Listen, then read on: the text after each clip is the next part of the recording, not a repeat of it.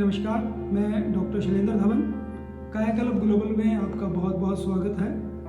कायाकल्प ग्लोबल पर हम पिछले 30 सालों से 30,000 से ज़्यादा सफ़ेद दाग के रोगियों की चिकित्सा कर चुके हैं। तो हमारे पास बहुत से पेशेंट जो हैं, छोटे बच्चे आते हैं, तो उनके पेरेंट्स का ये प्रश्न होता है कि उनके बच्चों को ये सफ़ेद दाग की उत्पत्ति क्यों हो गई, क्योंकि हमारे ख़ानदान में पीछे किसी को भी सफ़ेद दाग नहीं था, तो हमारे बच्चों में ये सफ़ेद दाग की उत्पत्ति क्यों हो गई है। तो उनका ये प्रश्न जब हमारे पास आता है तो हमने अपने 30 सालों के अनुभव में ये पाया है कि सिर्फ जेनेटिक ही सफ़ेद दाग की उत्पत्ति का कारण नहीं है।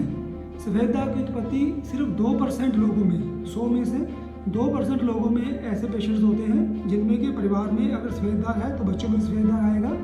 लेकिन अगर माँ बाप में सफ़ेद दाग के साथ साथ थायराइड भी है तो सफ़ेद दाग की उत्पत्ति होने के चांसेस जो है वो ज़्यादा हो जाते हैं।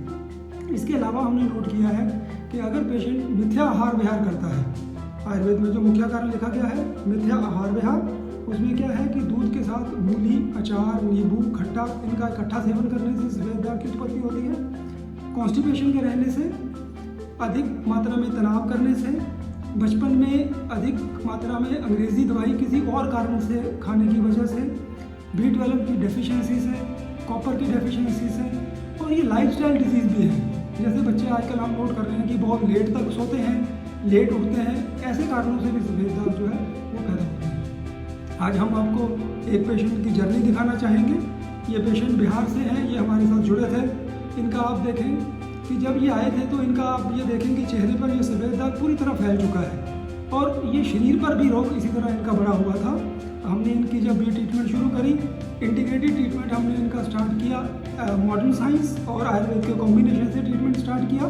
तो ये 6 महीने के बाद आप उनका ये रिजल्ट्स देख रहे हैं कि 70 to 80% रिकवरी हमें पहले 6 मंथ्स में इस पेशेंट में मिला है। ये नेक्स्ट स्लाइड जो आप देख रहे हैं, विदिन 1 ईयर 100% रिकवरी इस पेशेंट में हमें मिला है। ये एक आयुर्वेद और इंटीग्रेटेड ट्रीटमेंट की बहुत बड़ी अचीवमेंट है। मैं अपने दर्शकों को ये बताना चाहूँगा कि इस ट्रीटमेंट में, इस डिज़ीज़ में सबसे इम्पॉर्टेंट बात क्या है, वो है समय रहते चिकित्सा का शुरू करना। क्योंकि अगर पेशेंट अर्ली स्टेज में हमारे पास आ जाता है तो रिजल्ट्स बहुत फास्ट हैं। बाल अगर हम ट्रीटमेंट को लेट करते हैं तो बाल धीरे धीरे सफ़ेद होने लग जाते हैं, तो इलाज मुश्किल हो जाता है। तो अर्ली स्टेज में अच्छे डॉक्टर के कॉन्टैक्ट करने से आप इस रोग को उतना मुश्किल इलाज ये अब नहीं रह गया जितना कुछ समय पहले ये मुश्किल हुआ करता था। हम बहुत से लोगों के बहुत से प्रश्न हमारे पास आते हैं। जैसे बहुत से लोग हमारे से ये पूछते हैं कि क्या हम टैटू बनवा सकते हैं, लेज़र ट्रीटमेंट क्या है, लाइट थेरेपी क्या है, सर्जरी कब करना चाहिए।